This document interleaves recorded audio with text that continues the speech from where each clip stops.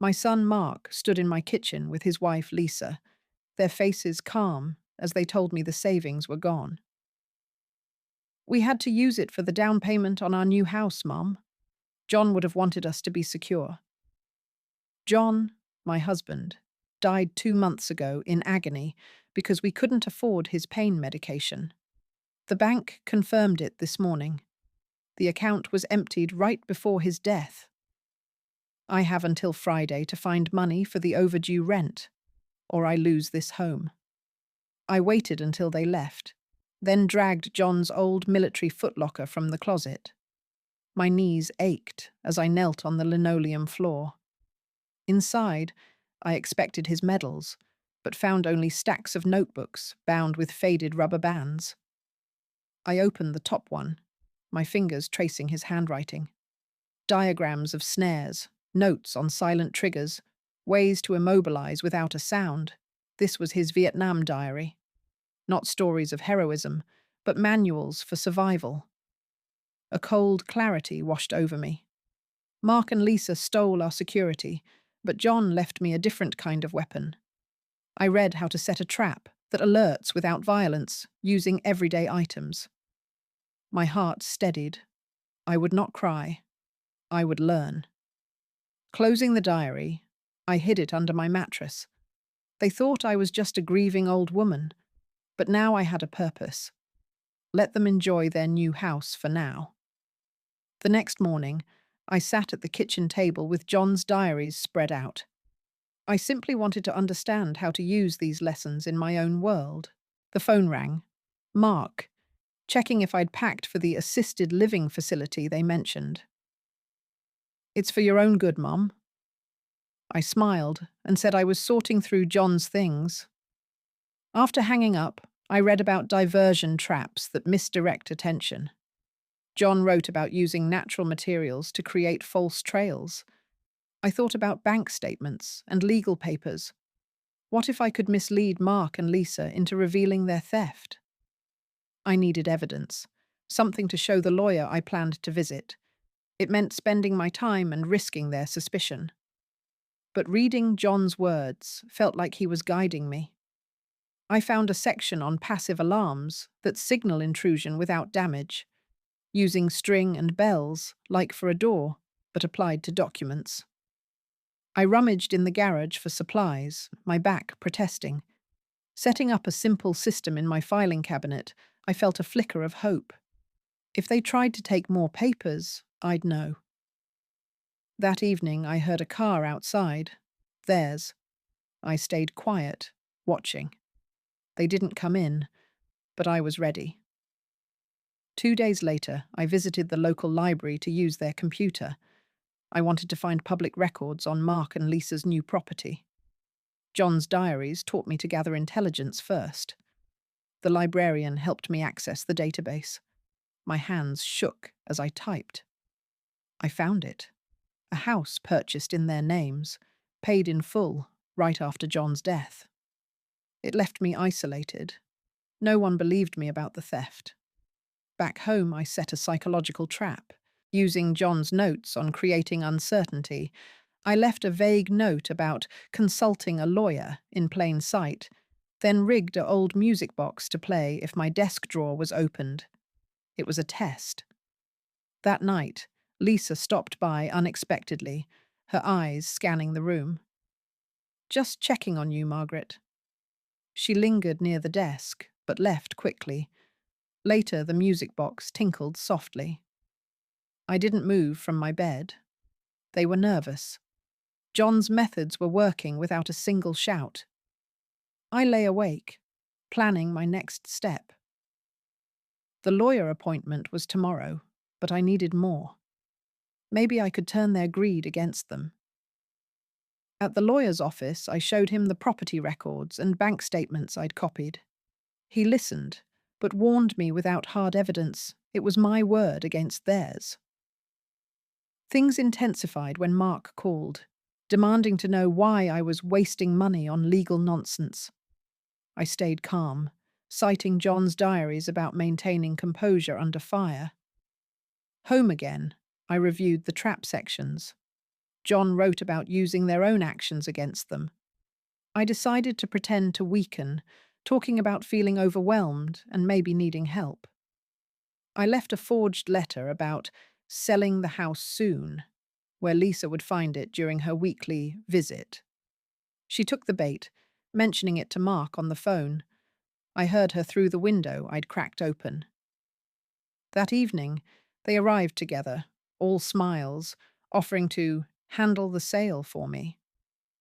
I agreed vaguely, noting their eagerness. After they left, I found the music box disturbed again. They were getting careless. I smiled, alone in the dim light. They didn't know I was recording their calls now, using a simple device I'd built from John's instructions. The first piece of real proof was in my hands. With the recorded conversations, I felt a surge of strength. I aimed to confront them indirectly, using the law. But the toll was high. My sleep was filled with nightmares of John's suffering. The tension built when Mark showed up unannounced, his voice sharp. "Mum, stop this foolishness. We're family." He grabbed my arm, not hard, but enough to leave a bruise. I pulled away, remembering John's advice on deflecting force. I didn't react, just said I was tidying up. After he left, I checked the diaries for escalation tactics. John wrote about layered traps that compound small errors.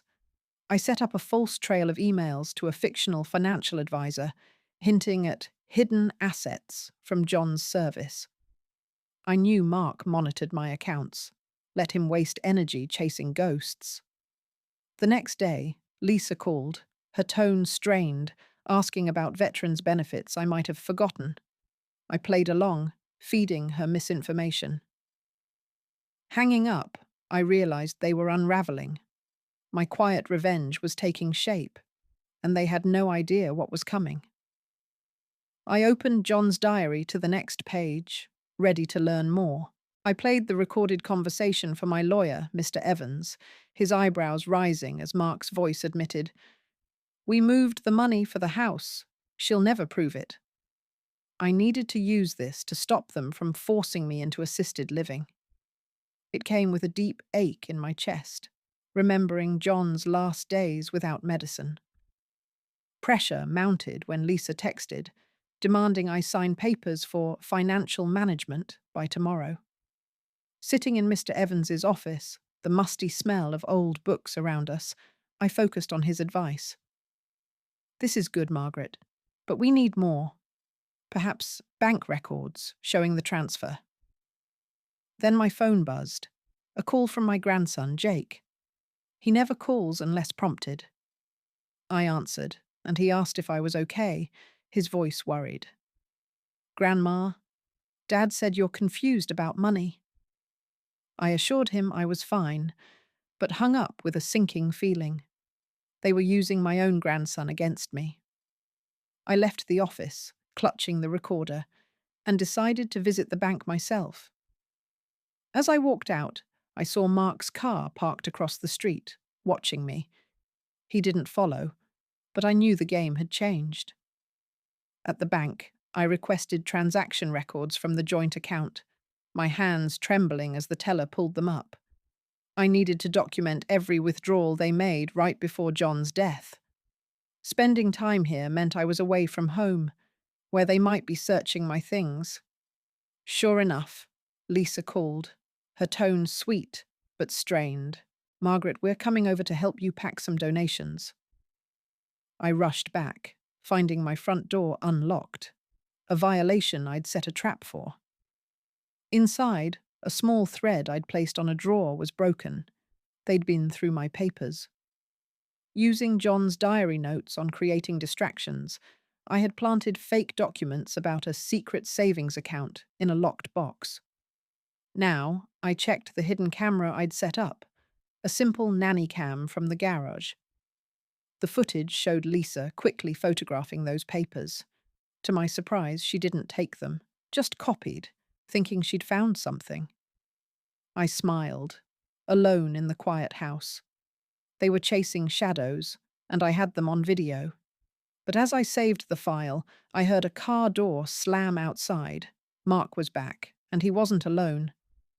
Mark entered with a social worker, a woman named Mrs. Gable, who smiled too brightly. "We're here for a wellness check, Margaret." I wanted to seem capable and brush off their worries without a fight. It was humiliating to have a stranger assess my home. Pressure intensified as Mrs. Gable noted the clutter of John's diaries, suggesting I might be hoarding. I kept calm, offering tea, while Mark hovered, his eyes cold. Then, unexpectedly, my grandson Jake arrived, his face anxious. "Grandma, I heard you were upset." He looked between us, confused.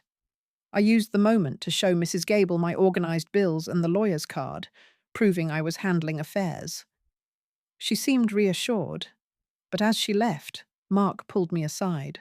"This isn't over, Mum." After they were gone, Jake stayed, asking why Dad was so angry. I didn't tell him everything, but I saw doubt in his eyes. Later, reviewing the camera, I noticed Mrs. Gable subtly nodding to Mark. They were in league. A new threat emerged. They were using official channels now. I opened John's diary to a section on counter-surveillance, ready to turn their own tools against them. I decided to set a trap using the social worker's next visit, scheduled for Friday. I intended to record any collusion between her and Mark. It was emotionally draining to pretend to be frail while staying sharp. I spent the day rigging a voice-activated recorder in the living room, hidden in a vase, following John's notes on concealed devices. Pressure built when Lisa sent a text. "We're all meeting at your place tomorrow to discuss your future." I knew they planned to push the assisted living idea. That evening, I reviewed the diary and found a passage about using allies. John wrote how even one person on your side can shift the balance. I thought of Jake and called him, not accusing, but sharing how much I missed John. He listened, and I hinted at money worries. After hanging up, I felt a glimmer of hope. The next morning, Mrs. Gable arrived early with Mark, but Jake came too, uninvited.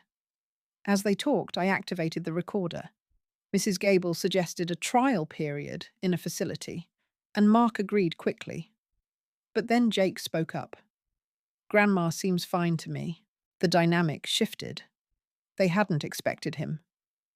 After they left, I checked the recorder. It had captured everything. But as I saved the file, I noticed Mrs. Gable's card had a personal number scribbled on it, a direct line to her. Why would she give that to Mark? I realized she might be corrupt, and I had a way to prove it. With the recorded evidence of Mrs. Gable's bias, I visited Mr. Evans again, aiming to file a complaint against her. There was a risk of retaliation, but I had to protect my home. Pressure mounted when Mark called, furious, demanding I drop any legal nonsense or he'd cut off contact with Jake. I stayed quiet, letting him rant, and hung up. At the lawyer's, we listened to the recording. He agreed it showed misconduct. As we discussed next steps, my phone buzzed, a message from an unknown number. "Stop now, or things will get worse." I showed Mr. Evans, and he advised involving the police for harassment. But I hesitated, thinking of John's diaries about avoiding direct conflict. Back home, I found my mailbox tampered with. Bills were missing. Using John's methods, I had set an ink trap on the mail slot.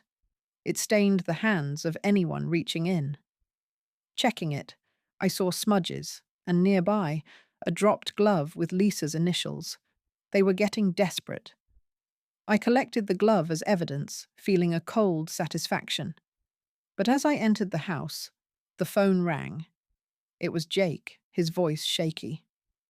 "Grandma, Dad's talking about declaring you incompetent. He has papers from a doctor." I thanked him and hung up, my heart pounding. They had escalated to medical manipulation, and I needed to act fast before they could file anything. Jake's warning about the medical papers lit a fire under me. I had to act before Mark could file anything with the court. I needed to discredit this doctor they'd found and show that I was sound of mind. It cost me my peace. Every moment spent fighting meant reliving John's suffering.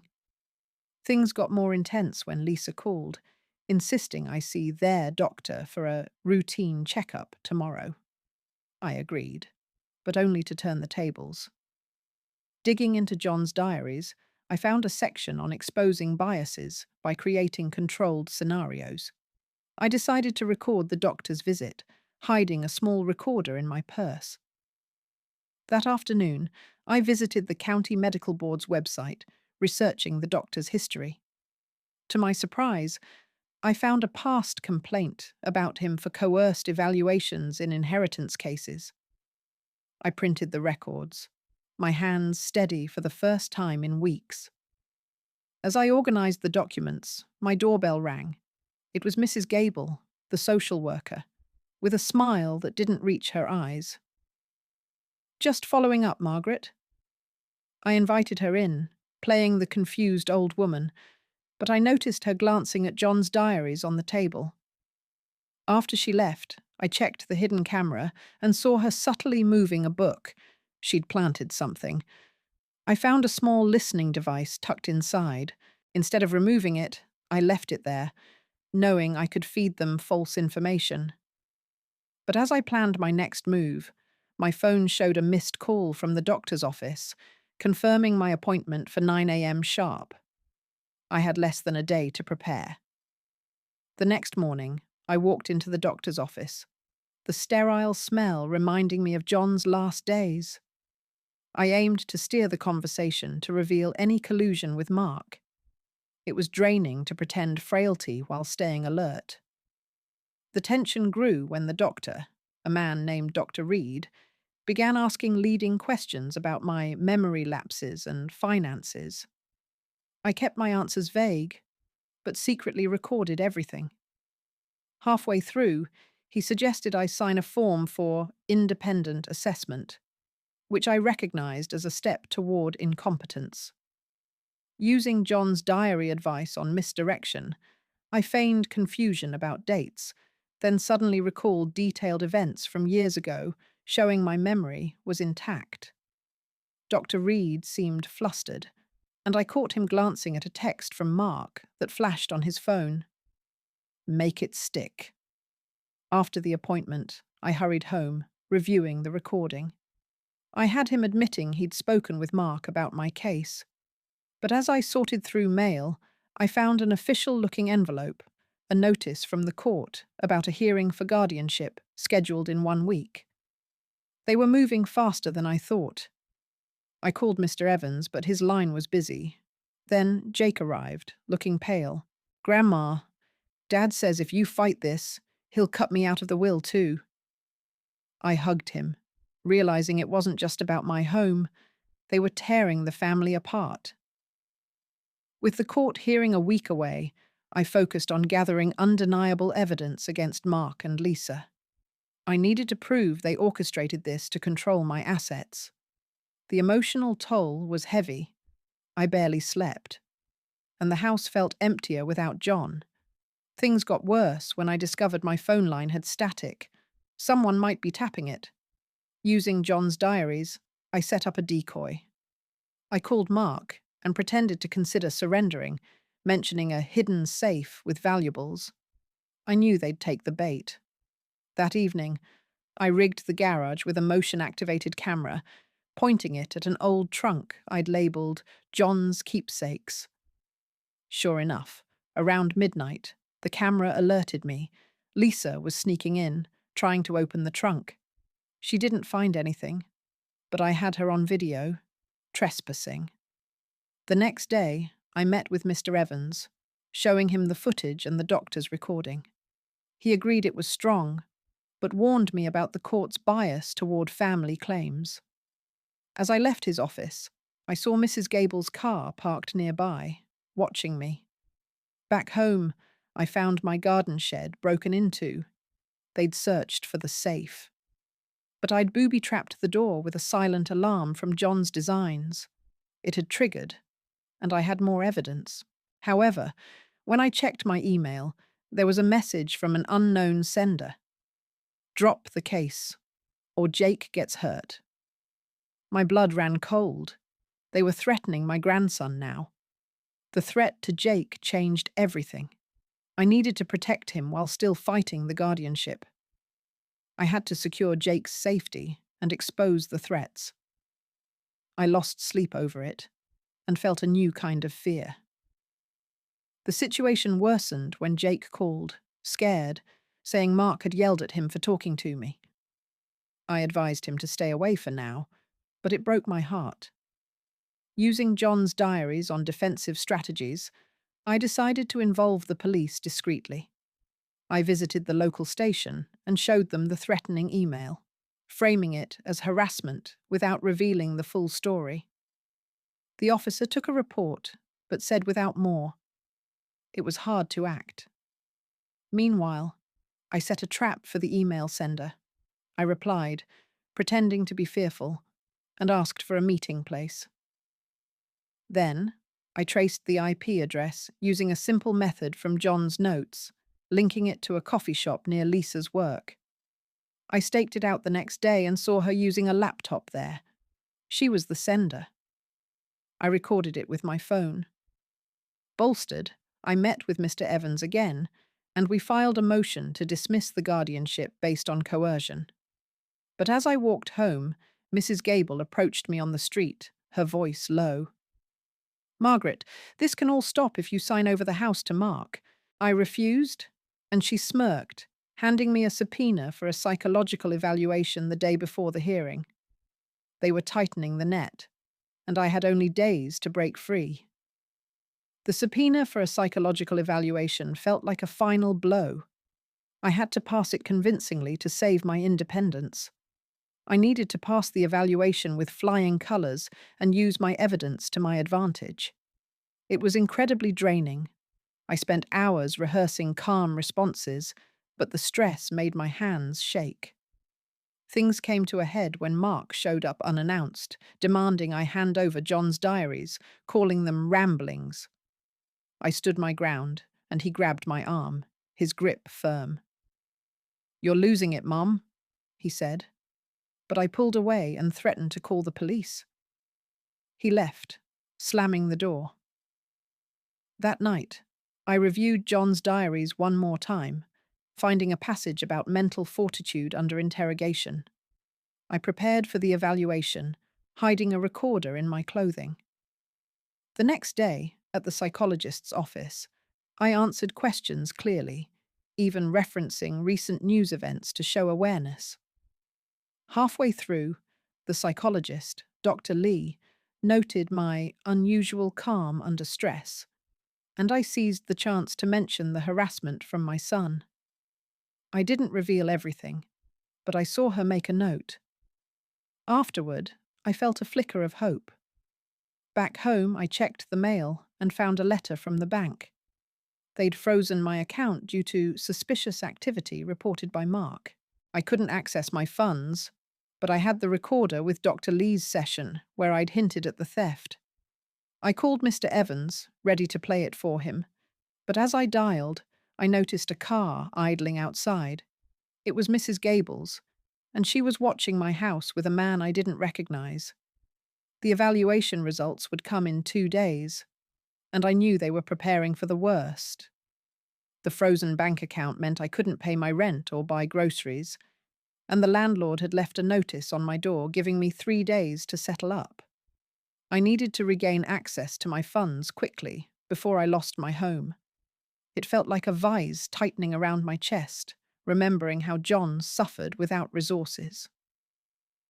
The pressure intensified when Mrs. Gable called, her voice sugary, offering to help me apply for emergency housing if I signed over property rights. I refused, but knew time was short.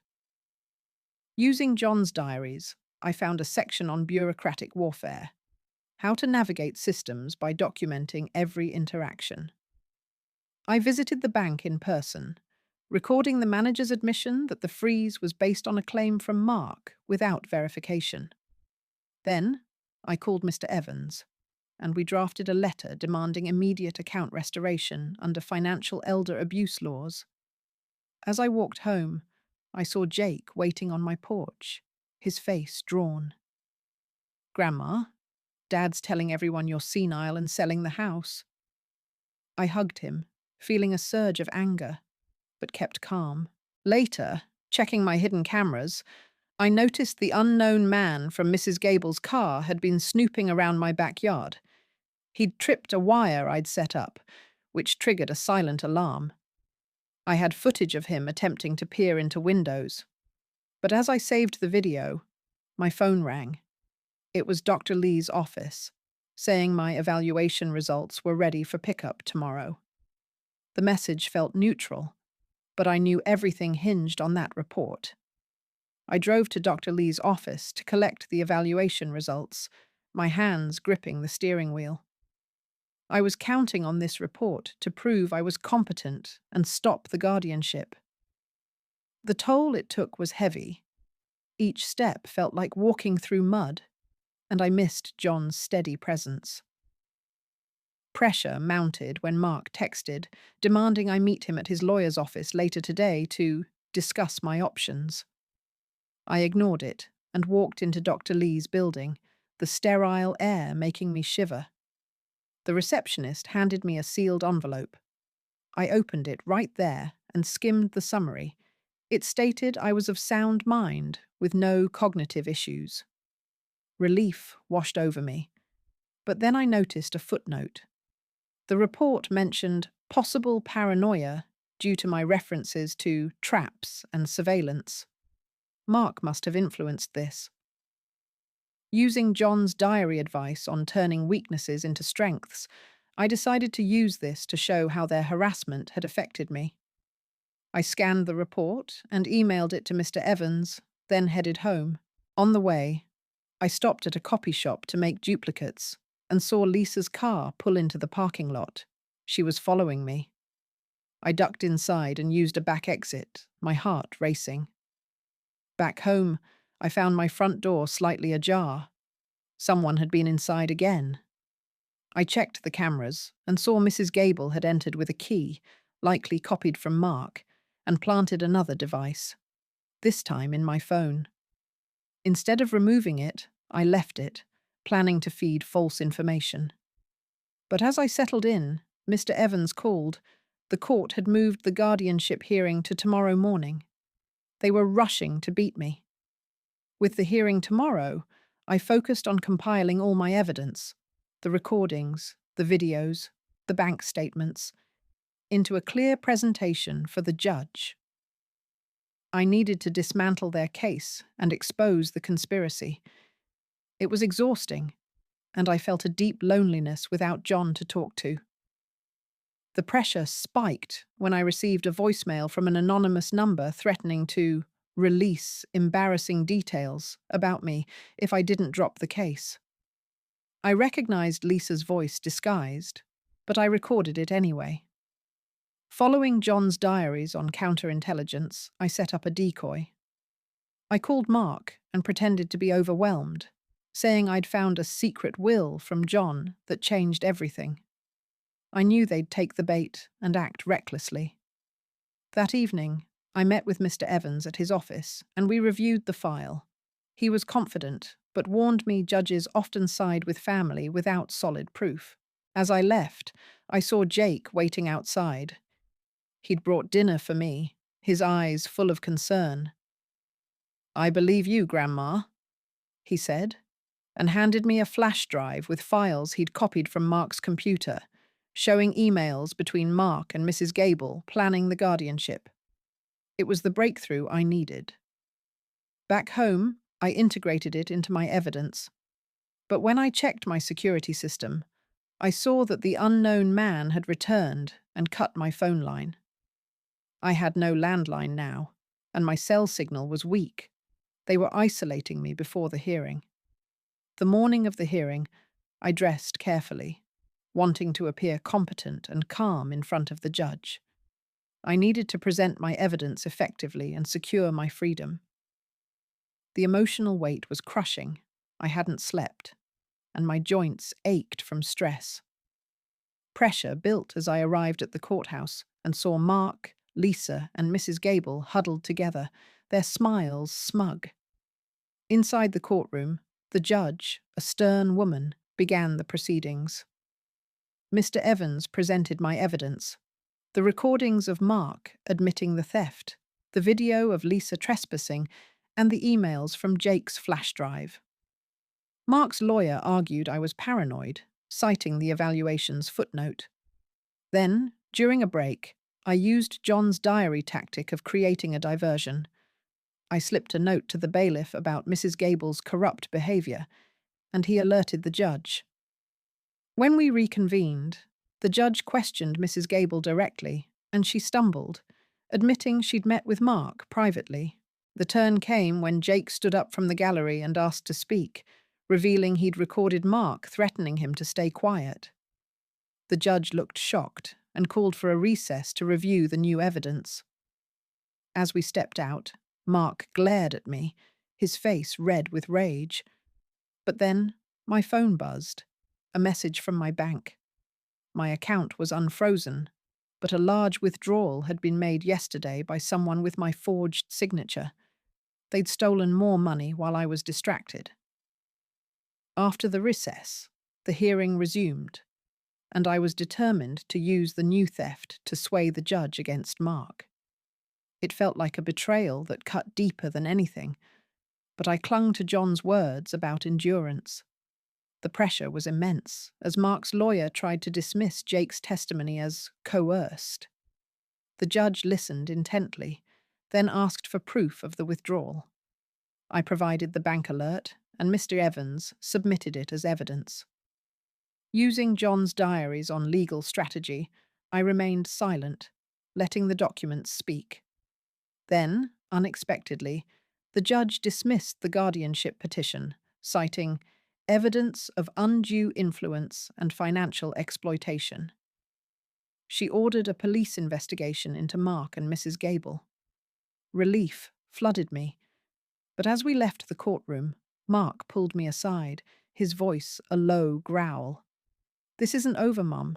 You'll regret this." I didn't respond, just walked away with Mr. Evans. Back home, I felt a temporary victory, but the house felt emptier. I checked my security footage and saw that during the hearing, someone had broken in and trashed John's study. His diaries were gone. They'd taken the one thing that gave me strength.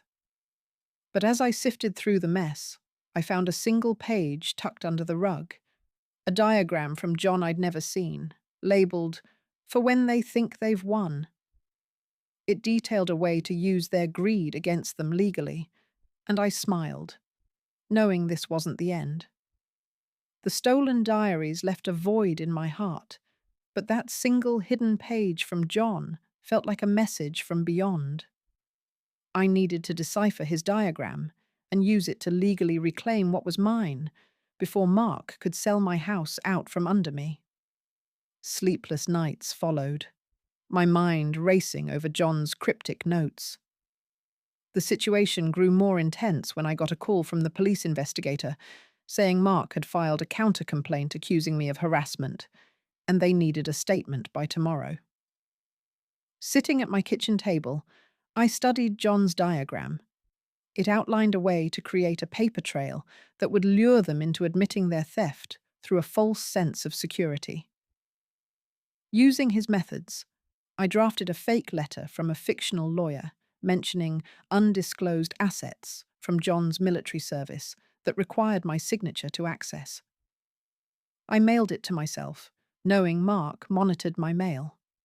Then I planted a hidden camera in the mailbox area to catch anyone tampering. Later that day, Jake visited, his face anxious. "Grandma, Dad's talking about taking a loan against your house. He has some of your documents." I thanked him and sent him home safely, but after he left, I checked the camera and saw Lisa retrieving my mail, opening the fake letter. She took photos and hurried away. I had them on video committing mail fraud, but as I reviewed the footage, I noticed she didn't look triumphant. She looked scared. Something had changed in their dynamic, and I wondered if Mark was pressuring her too. My phone buzzed. It was the bank, asking me to verify a large withdrawal request from Mark using forged papers. I said I'd come in person, but I knew I had to act fast before they drained everything. I went to the bank to stop the withdrawal, aiming to present my evidence of forgery and secure my accounts permanently. It was emotionally draining to face the same teller who'd seen me struggle after John's death. Things got even more tense when Mark arrived unexpectedly, his voice loud as he demanded the manager process the transaction. I stayed calm, showing the manager the video of Lisa tampering with my mail and the police case number. Using John's diary advice on creating bureaucratic delays, I insisted on a full audit of all recent activities. The manager agreed, freezing the account pending investigation. Mark stormed out, but not before whispering, "You'll lose everything, Mom." After he left, I felt a small victory, but it left me with a deep weariness in my bones. Back home, I reviewed John's diagram again and realized it suggested setting up a legal honeypot, a tempting asset that would expose their greed. I decided to update my will with Mr. Evans, leaving a small, attractive sum to Mark in a trust that required him to admit his actions publicly to claim it. It was a risk. If he didn't bite, I'd lose that money. But if he did, it would be his undoing. As I prepared the documents, my doorbell rang. It was Mrs. Gable, with a court order for a follow-up home visit from social services. She smiled thinly, but I noticed her eyes darting around, looking for something. After she left, I found she'd placed another listening device in my living room. This time, I removed it and replaced it with a decoy that would play looped recordings of me discussing financial worries. But as I finished, Jake called, his voice shaky. Mark had taken his car keys and threatened to cut him off completely if he kept helping me. The net was tightening around us all. With the new will drafted, I focused on luring Mark into the trap by making the trust seem irresistible. I needed him to publicly confess to the theft through his actions. I felt emotionally drained. I missed John's guidance and felt isolated. The tension increased when I received a notice from the city about a complaint filed against my property for code violations, likely from Mark, requiring an inspection in 3 days. Using John's diary techniques on misdirection, I spread word through a mutual acquaintance that I was failing fast and considering signing over assets to avoid trouble.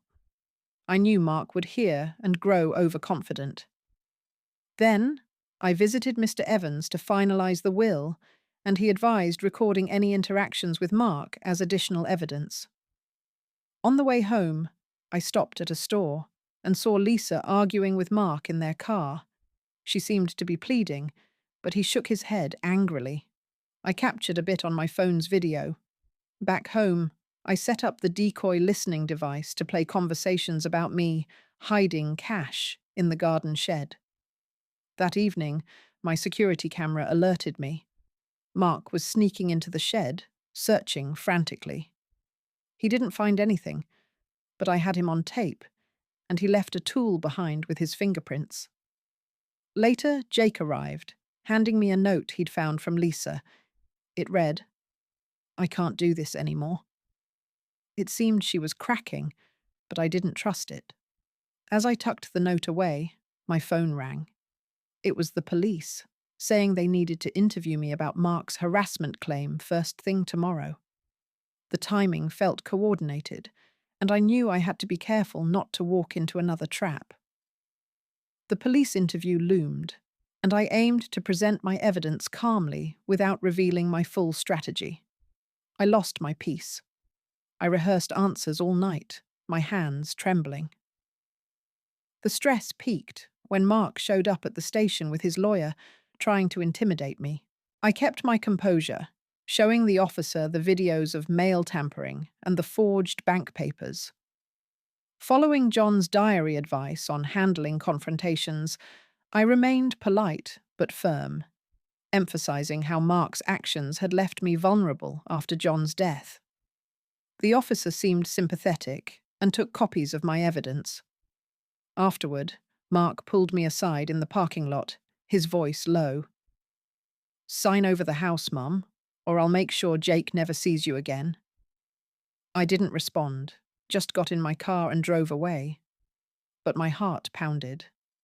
Back home, I checked the decoy listening device and heard Mark and Lisa arguing. She wanted out, but he threatened to implicate her in the theft. I had it recorded. Another piece of proof. Then, I implemented John's honeypot. I had Mr. Evans send a formal letter to Mark about the trust in the will, requiring a notarized statement of his financial dealings with me to claim it. I knew his greed would push him to respond. Later, Jake came over, bringing groceries.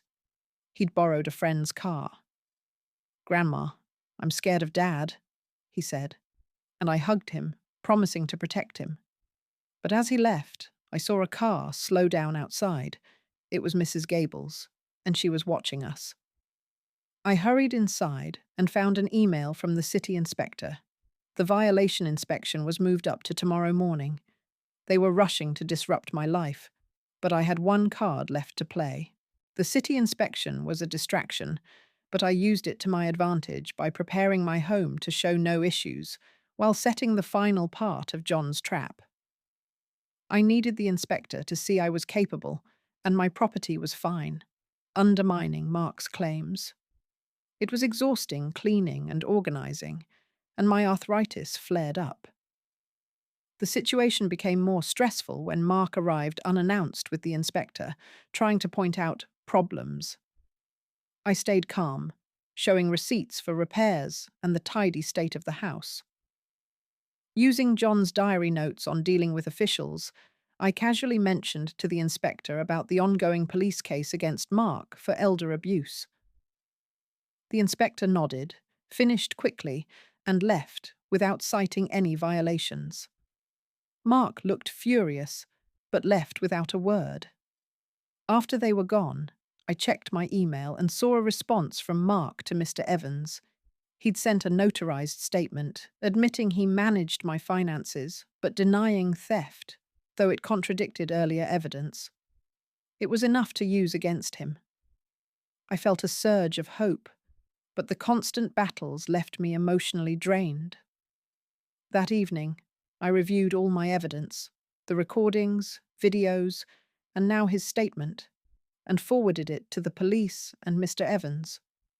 But as I sat down to rest, my phone buzzed. It was a notification from my security system. Someone had cut the power to my house. The cameras went offline, and I was alone in the dark. I reached for my flashlight, remembering John's words about staying calm in darkness, and knew they were making a desperate move. I had to hold on a little longer. The power cut plunged my house into complete darkness, the silence feeling heavier without the hum of appliances. I needed to restore electricity quickly to avoid being vulnerable overnight. My heart raced, and I felt a familiar ache of loneliness without John here to share the fear. Using the flashlight from my kitchen drawer, I checked the circuit breaker in the garage, but it was fine. Someone had tampered with the external meter. As I peered out the window, I saw a shadow moving near the street. It was Mark, fiddling with the power box. He didn't see me, but I knew he was testing my limits.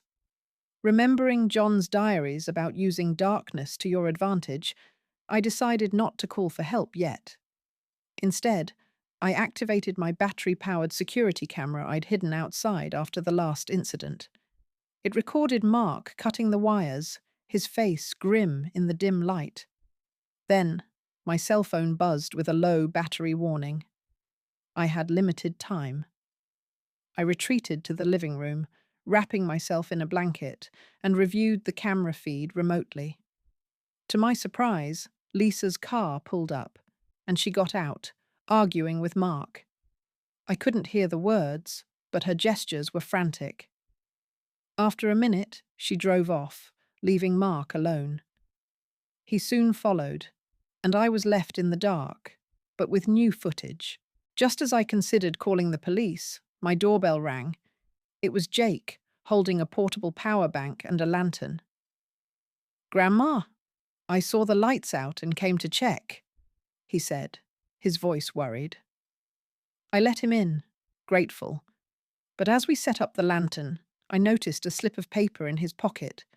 It was a note from Lisa, asking him to convince me to drop the case. My own grandson might be an unwitting pawn, and I had to tread carefully. With the power partially restored by Jake's lantern, I focused on using the new video of Mark cutting the power to strengthen my case with the police. I needed to file a formal complaint for vandalism and trespassing to show his escalating aggression. It drained me emotionally. I hadn't slept properly in days, and the constant vigilance made my joints stiff. Pressure mounted when I received an email from Mark's lawyer, threatening to sue me for defamation if I didn't retract my statements. I ignored it and visited the police station, showing the officer the footage. He agreed to add it to the ongoing investigation, but warned that without witnesses, it might not lead to immediate arrest. Using John's diary advice on creating leverage, I decided to reach out to Lisa directly, sensing her hesitation. I sent her a carefully worded text, offering her a way out if she testified against Mark. She didn't reply, but later that day, Jake called, saying Lisa had packed a bag and left their house temporarily. It was a small crack, but I knew Mark would react. Back home, I reviewed all my evidence, the videos, recordings, and bank records, and compiled them into a folder for Mr. Evans. As I worked, my phone rang. It was Mrs. Gable, her voice shaky, asking to meet privately. She claimed she had information about Mark, but feared retaliation. I agreed to meet her at a public cafe tomorrow, but I suspected a trap. After hanging up, I checked my security system and saw that Mark had been by again, this time leaving an envelope on my porch. I didn't retrieve it yet, waiting for daylight. The envelope bulged slightly, and I wondered if it contained another threat or something worse. I met Mrs. Gable at the local cafe, aiming to extract any useful information about Mark's plans without falling for a setup. It was a heavy burden. I felt exposed and weary, missing John's steady presence in such moments. She arrived late, her eyes darting around, and confessed that Mark had pressured her into the guardianship scheme with promises of money, but now he was threatening her if she talked. She handed me a USB drive with emails between her and Mark discussing the theft. It felt like a breakthrough, but I stayed cautious, recording the conversation on my phone. As we talked, I saw Mark's car pull into the parking lot. He was watching us. Mrs. Gable panicked and left quickly, but not before slipping me a note that read, "He knows about the diaries." I realized Mark might have used them to anticipate my moves. Back home, I plugged in the USB drive and found detailed plans Mark had to sell my house quickly through a shady realtor. Using John's diary tactics on countering predictions, I decided to create a false lead. I spread word to a neighbor that I was considering a reverse mortgage, knowing Mark would hear and divert his efforts. Then, I called Mr. Evans, and we used the new evidence to file for a restraining order against Mark. Later, Jake stopped by, looking relieved. Lisa had contacted him, saying she wanted to cooperate. But as we spoke, my doorbell rang. It was a process server with papers from Mark, suing me for emotional distress. The lawsuit was baseless, but it meant another legal battle, and I felt the weight of it all. I thanked Jake and sent him home, then opened the envelope from my porch. Inside was a single key and a note. "To your new home." It was a key to a retirement facility, and I knew Mark was making his final move.